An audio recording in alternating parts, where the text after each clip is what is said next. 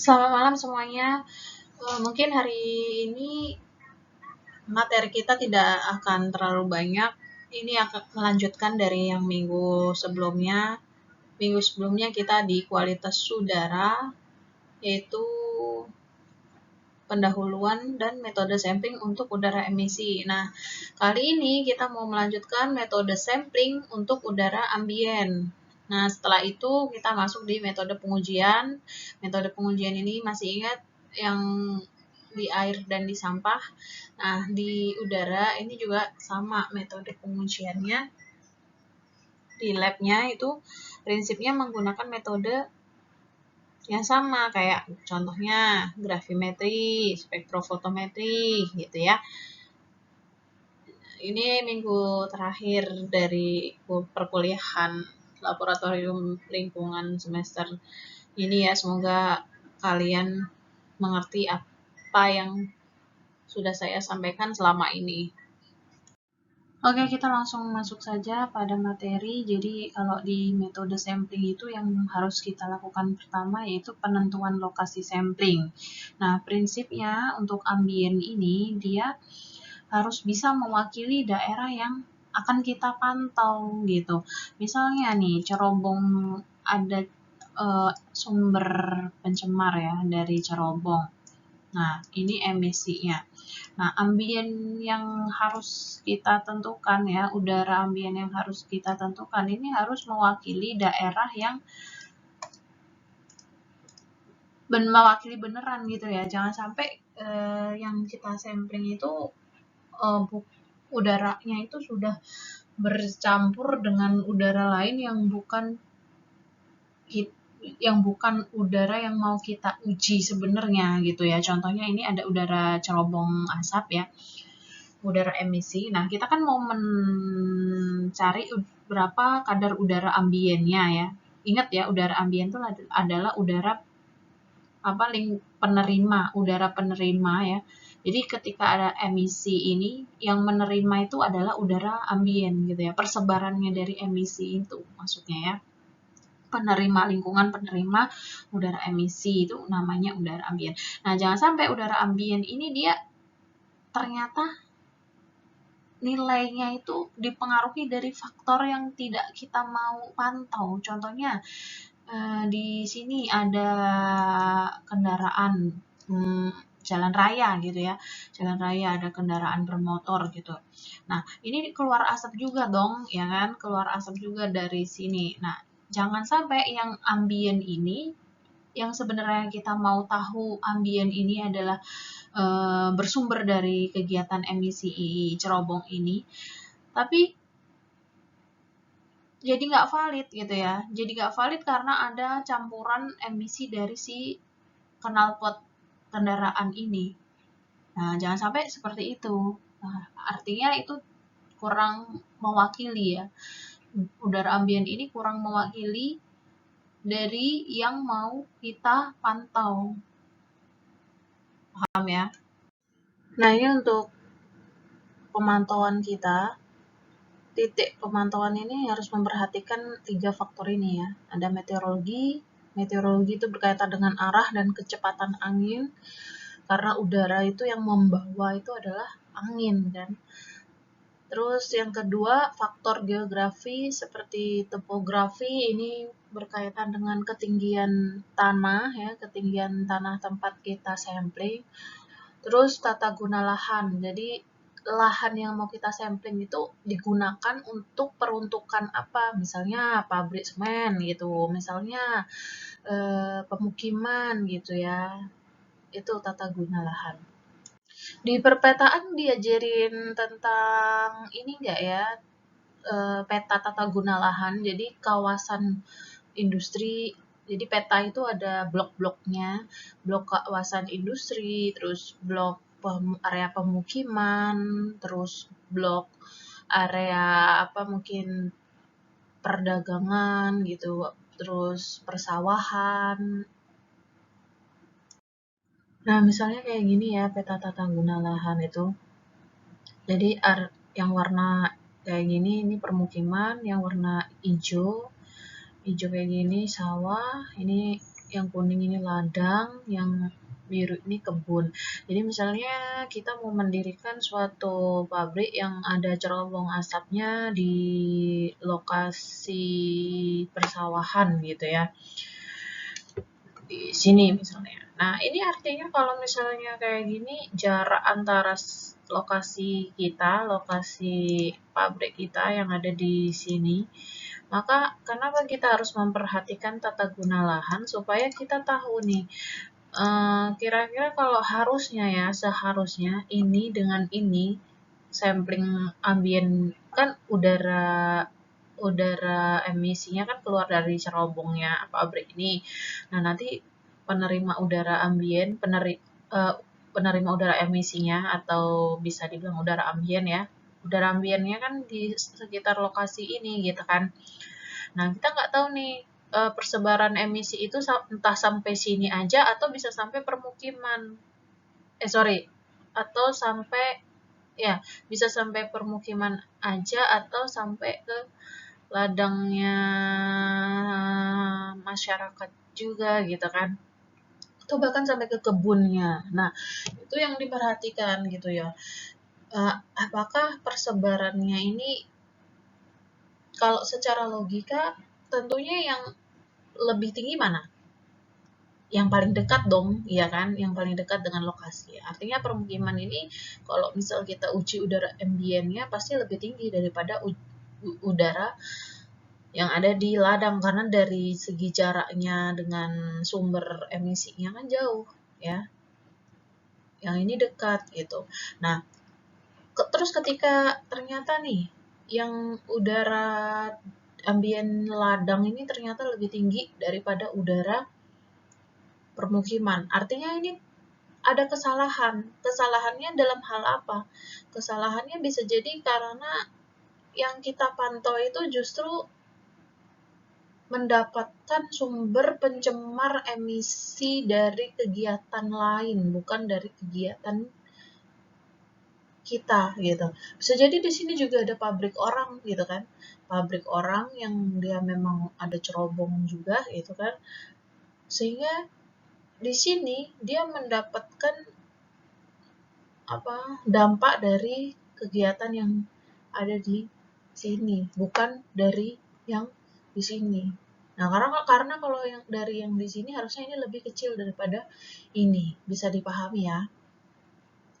Artinya ini tidak representatif ya hasil yang didapatkan, tidak sesuai prinsip tadi, tidak mewakili gitu ya.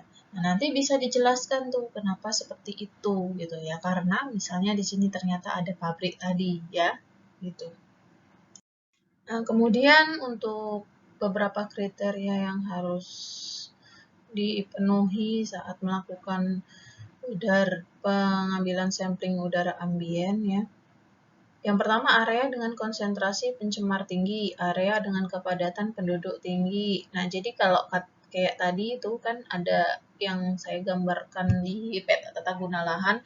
Nah, itu harus diamati kira-kira secara kasat mata gitu ya. Kira-kira area yang konsentrasi pencemar tinggi itu di mana? Nah, itu perlu kita sampling. Terus area dengan kepadatan penduduk tinggi, misalnya permukiman tadi, itu juga harus disampling.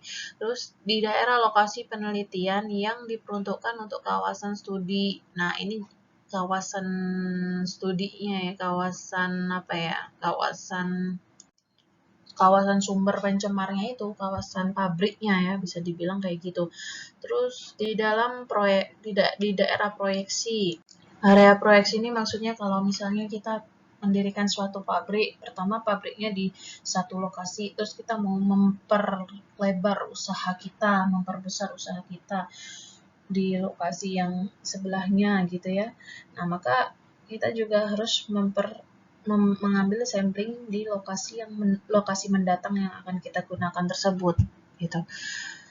Nah, terus mewakili seluruh wilayah studi. Nah, nanti kan ini kalau ini berkaitan dengan kayak studi yang di AMDAL sebelum kita bikin pabrik gitu ya, kita kan harus melakukan studi lingkungan gitu ya di untuk memperoleh izin lingkungan gitu kan. Nah itu nanti ada tuh peta batas wilayah studi. Nah itu harus diperhatikan juga gitu. Nanti ada di mata kuliah AMDAL penentuan wilayah studi yang dimaksud. Ya luas wilayah studi itu, luas mencakup. Ya nantilah ya. Dan ini beberapa petunjuk yang harus diperhatikan dalam memilih lokasi. Jadi ini itu ada di dalam SNI ya, sama yang tadi juga yang kriteria yang kriteria sama faktor itu juga ada di dalam SNI. SNI untuk pengambilan udara ambien ya, pengambilan sampling udara ambien. Nah, di sini yang harus diperhatikan dalam memilih titik lokasi pengambilan ini ada hindari tempat yang dapat merubah konsentrasi. Kenapa kayak gitu? Karena nanti takutnya jadi nggak valid tadi datanya ya. Nah, maksudnya apa? Hindari tempat yang dapat merubah konsentrasi. Nah, ini misalnya kayak gini, jangan dekat gedung, jangan dekat pohon, karena kalau dekat gedung, dekat pohon, nanti yang ada udaranya terserap, terabsorb ya. Terabsorb itu nempel, terabsorb itu terserap. Nanti yang ada kalau udaranya terserap kan kita jadi nggak valid yang mau kita ukur gitu ya. Hindari tempat pengganggu kimia terhadap bahan pencemar. Nah ini ya yang tadi saya ceritakan di awal, jangan sampai udaranya itu bercampur antara sumber satu dengan sumber lain. Kita mau mengukur sumber satu tapi ternyata dapat gangguan dari sumber lain. Sumber lain kan juga menghasilkan emisi. Ini contohnya ya, emisi kendaraan bermotor mengganggu cerobong yang mau kita hitung gitu. Terus ini hindari tempat yang ada gangguan fisikanya. Kalau ini tadi kan gangguan kimia ya, gangguan kalau dilihat dari gas-gas ini kimia. Kalau fisika itu lebih ke kayak padatan kayak debu gitu ya. Nah itu harus dihindari juga. Partikulat ya, partikulat kan udara itu ada partikulat, ada gas ya kan. Nah terus contohnya apa nih? Jadi kalau mau mengukur suatu ambiennya cerobong asap gitu ya, cerobong pabrik. Nah ini jangan berdekatan dengan sumber sama, jangan berdekatan dengan sumber lain. Ini dicontohkan insenerator gitu ya. Insenerator itu kan pembakaran sampah. Pembakaran sampah itu sampah kan padatan kan. Nah, padatan dari sampah yang dibakar itu kan bisa mengganggu padatan dari si udara cerobongnya gitu. Terus letakkan peralatan di daerah dengan gedung bangunan yang rendah dan saling berjauhan, ini tadi ya. Ini. Terus apabila pemantauan bersifat kontinu, maka pemilihan lokasi harus mempertimbangkan perubahan kondisi. Nah ini kalau misal kita mau lakukan sampling itu secara kontinu, misalnya setiap 3 bulan sekali gitu ya. Nah kalau 3 bulan sekali, alat-alat itu harus kita tempatkan pada lokasi yang misalnya rawan yang hujan. Kalau misalnya terjadi hujan harus ditutup gitu ya, maksudnya itu dilindungi alatnya, jangan sampai alat ini kena hujan gitu. Kan kita kalau pemantauan secara kontinu itu kan kita males nanti ya memindah-mindahkan alat-alatnya, karena kadang itu kan kalau kita sampling itu kan ribet gitu ya, bawa alat terus masang-masang alatnya. Kalau di udara tuh alatnya ribet tuh, jadi harus benar-benar diatur supaya kedepannya dia tidak terganggu. Jadi ini ada gambar untuk penentuan lokasi sampling udara ambien ya. Kalau kita perhatikan di sini ada cerobong asap ya. Dan ini adalah udara emisi yang keluar dari sumber langsung ya. Ini adalah udara emisi. Yang titik-titik ini Jadi di sekitarnya cerobong inilah yang dinamakan udara ambien. Kalau yang di cerobong ini dia udara emisi, di yang ini dia ambien. Nah, kalau emisi dia langsung disampling di cerobongnya kemarin ya. Kalau ambien dia disampling di luar di lingkungannya yang mau kita sampling itu. Dan untuk menentukan titik lokasi sampling ini kita harus memperhatikan arah anginnya. Sorry, ini kayaknya kurang lebar. Jadi ini masih udara ambien ya, yang sebelah utara ini masih udara ambien. Jadi ini lingkungan penerima emisinya, misalkan seperti itu. Nah, titik-titik ini adalah titik sampling udara ambiennya. Dan ketika kita lihat arah angin dominan itu ke arah sini, maka tentunya titik sampling yang ke arah sini itu lebih banyak dibanding titik sampling yang di tempat lain. Jadi karena arah anginnya dia ke arah sana, maka yang di sini dia 2 ya kan, arah timur dia 2. Nah, sedangkan utara, selatan, barat dia cukup 1. Karena udara itu kan dia akan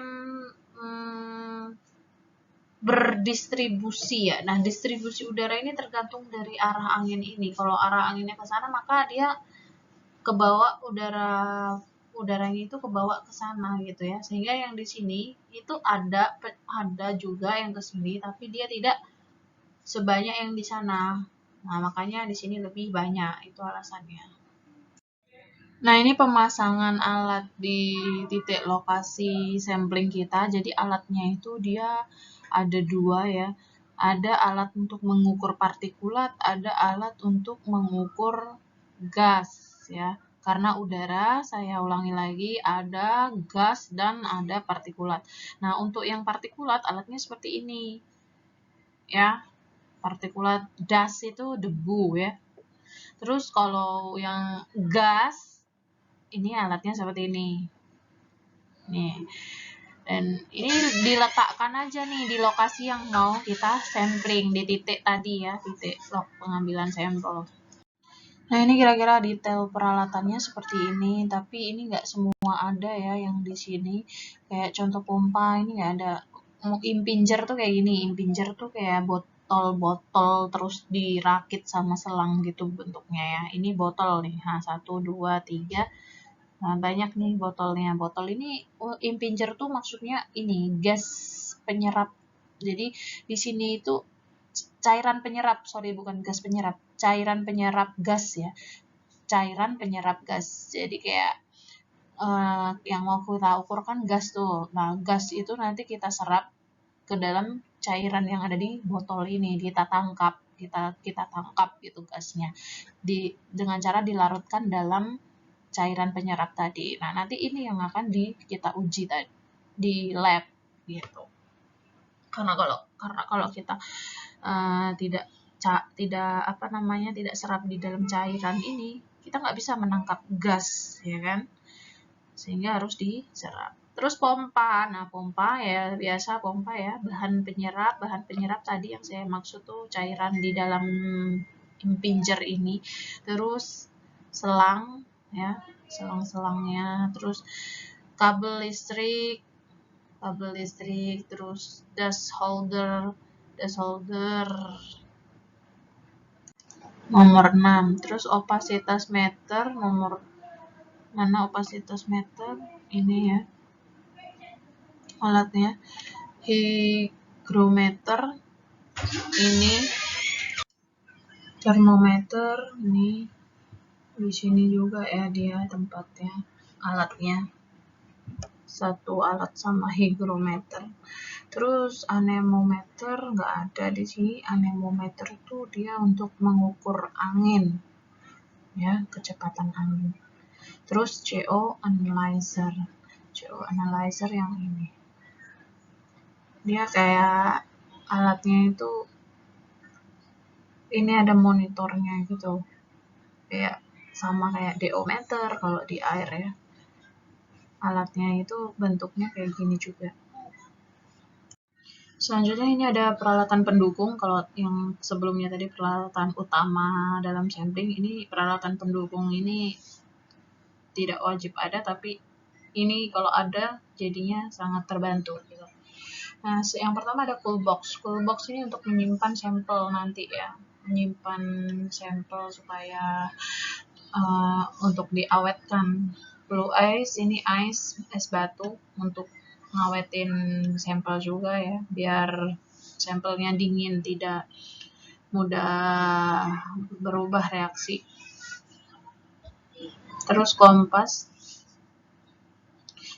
untuk menentukan arah, mana barat, mana selatan, utara, timur. Terus GPS untuk menentukan koordinat itu lokasi pasnya kita dalam sampling. Nah, selanjutnya kita masuk ke bagaimana cara kita sampling. Nah, ini pertama kita masuk di partikulat. Jadi kalau partikulat itu adalah suatu padatan ya, suatu benda padat yang tersuspensi. Kalau tersuspensi dia ukurannya segini, sama seperti tersuspensi itu maksudnya sama seperti saat di air dia melayang, tidak mengendap ya, tidak mengendap, dia melayang. Nah, ini tersuspensi di udara ini sama kayak gitu, melayang gitu, dia nggak jatuh ke bawah, dan dia ukurannya 0,3 mikrometer sampai 100 mikrometer. Terus berdasarkan besar ukuran partikulat itu dibagi lagi, ada debu yang ukurannya itu lebih dari 10 mikrometer, ada debu yang ukurannya kurang dari 10 mikrometer, disebutnya suspended particulate matter. Jadi dia melayang di udara. Kalau yang jatuh ya, yang jatuh ukuran lebih dari 10 mikrometer, dia tetap namanya itu partikulat, tapi dia awalnya dia juga melayang, tapi dia bakal jatuh gitu. Kalau ini dia nggak bisa jatuh gitu ya, dia selalu melayang yang kurang dari 10 mikrometer. Nah, bagaimana cara samplingnya? Kalian harus siapkan alat-alatnya dulu. Alat-alatnya apa? Ada kertas saring yang dinamakan filter, bentuknya segi 4, seukuran kertas A4. Porositasnya ya, porositas itu pori-pori kertas saringnya, lubang di kertas saringnya itu diameternya sekitar 0,3 sampai 0,45 mikrometer. Nah, nanti udaranya itu dipompa masuk melewati kertas saringnya itu. Jadi kayak disaring gitu loh udaranya ini. Nah, itu pakai pompa dengan kecepatan 1000 sampai 1500 LPM, liter per menit. Nah, nanti alatnya itu dibiarkan aja di lokasi sampling kita. Nah, sambil dihidupkan pompa untuk menyedot udaranya masuk ya. Dan itu penggunaan alatnya bisa digunakan selama 24 jam. Nama alatnya itu ini, high volume sampler. Ya, high volume sampler. Dan nah, ini tujuan dari penggunaan alat ini ya, ini untuk menentukan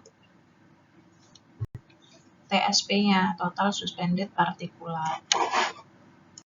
Nah, ini contoh alatnya ya, HVS, high volume sampler. Jadi di sini ada pemasangan kertas saringnya dilakukan di sini berbentuk HVS ya, kertas saringnya. Nah, nanti ini bisa dibuka tutup gitu. Nah, ini caranya ada nih, cara operasional alat sampling, alat HVS-nya ya. Yang pertama, kita harus panaskan dulu kertas saringnya pada suhu 105 derajat Celcius selama 30 menit, terus ditimbang ya. Ini metode gravimetri sih sebenarnya, sama kayak metode gravimetri di air kemarin. Terus pasangkan pada alat TSP dengan cara membuka alat, kemudian ditutup kembali ya.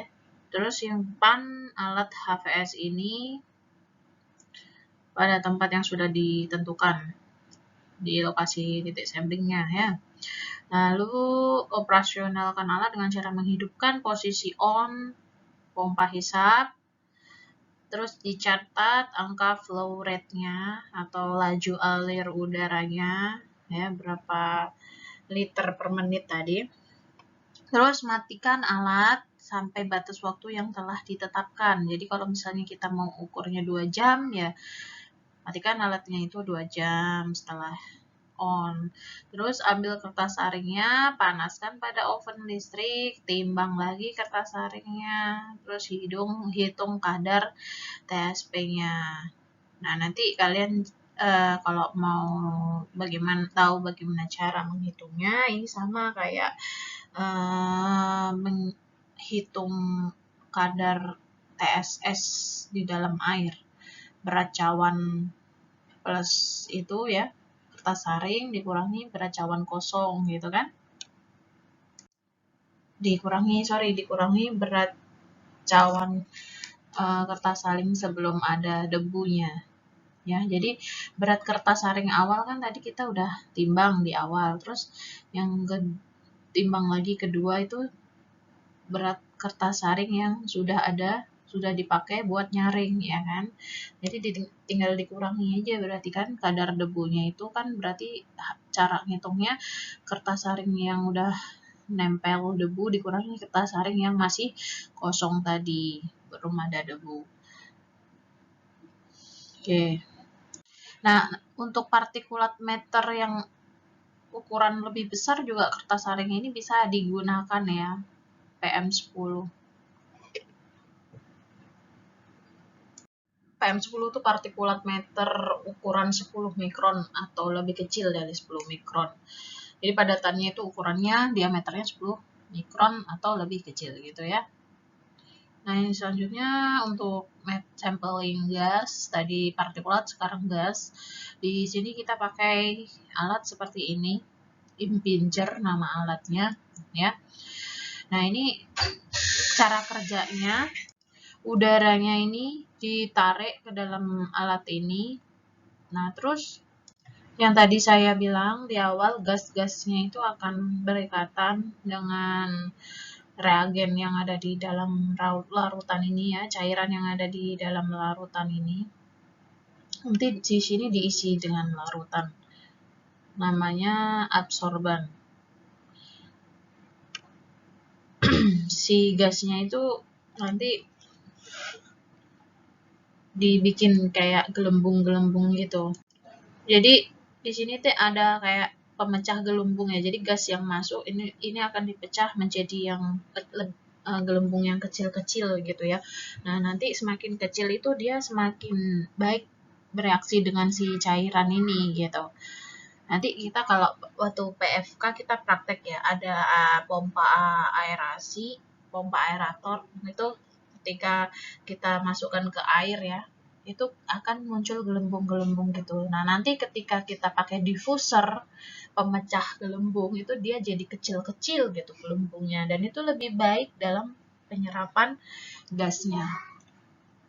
Nah, ini cara kerjanya untuk pengambilan sampel gas. Jadi di sini ada pompa untuk menarik udara yang mau kita sampling. Terus udara ini kita serap pakai larutan penyerap atau absorben namanya. Dan ini masing-masing larutannya berbeda ya.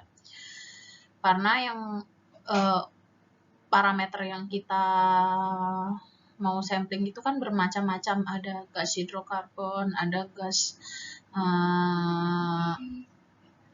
CO2, ada SO2, NO2 gitu kan, gasnya yang mau kita sampling. Nah, itu nanti ini larutannya ini beda-beda. Misal ini larutan penyerap untuk gas CO2, ini larutan penyerap untuk gas NO2, ini untuk gas SO2 gitu. Nanti gas ini kita bawa ke laboratorium untuk kita uji kadarnya, kadar parameter CO2 berapa, kadar parameter SO2 berapa, NO2 berapa gitu ya. Itu diuji di laboratorium.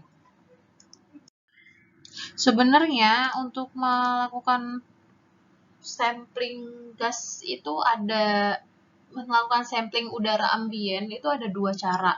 Yang pertama active sampler sama passive sampler. Active sampler itu dia kalau misalnya menggunakan pompa. Nah, ini yang saya contohkan ini tadi, dia menggunakan pompa ya. Artinya dia menggunakan metode active sampler.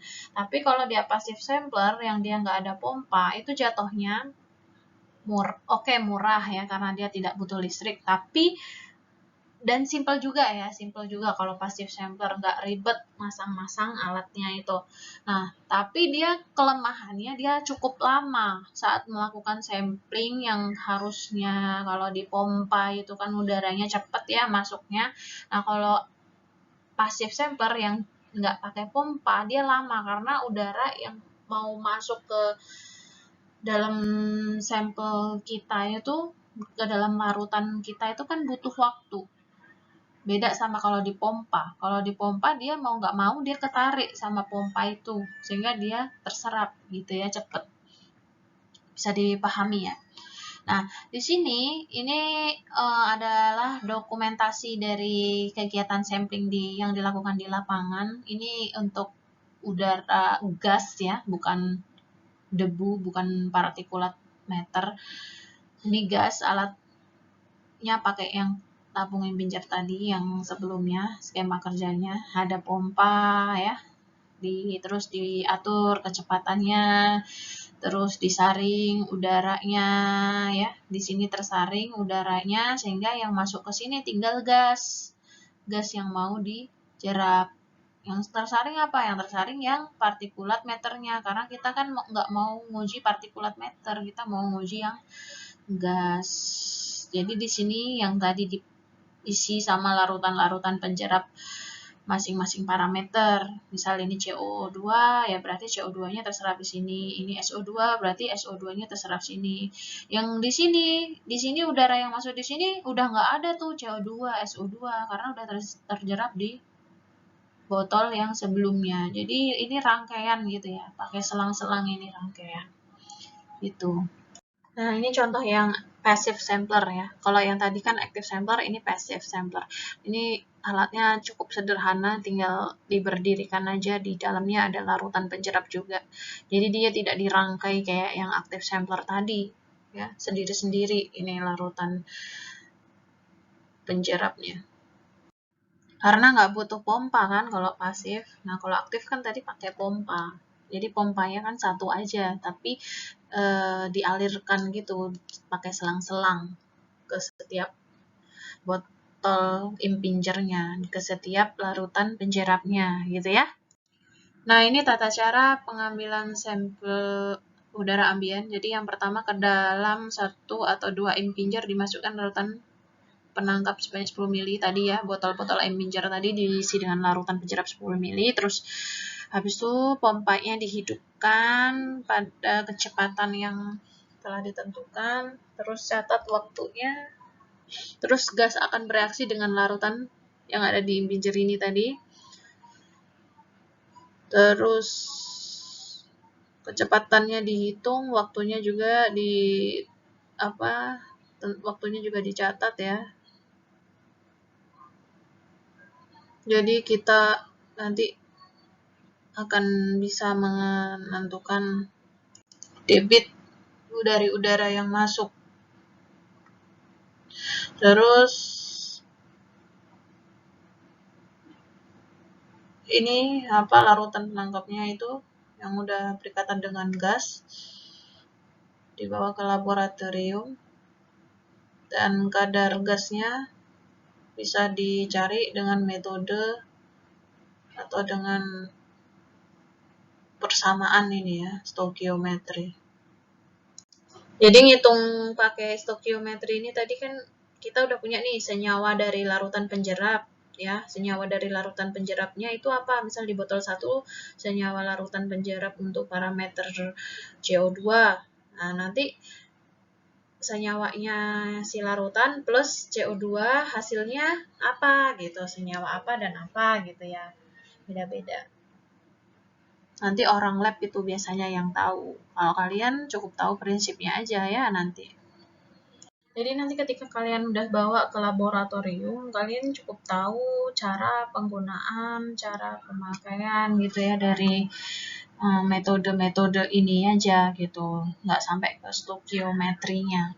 Nah di sini kayak contoh SO2, NO2, O3 ini ozon ya, terus H2S, NH3, HCl, Cl2, dan HF. Ini kita menggunakan metode spektrofotometri. Masih ingat metode spektrofotometri ya? Dia pakai cahaya, yang alatnya pakai cahaya.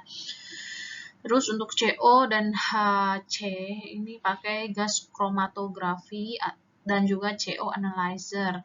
Kalian cari aja sendiri, ini prinsipnya juga dia pakai spektro, cuman nama alatnya aja yang beda ya. Dia pakai prinsipnya sama sebenarnya, pakai cahaya sama kayak ini.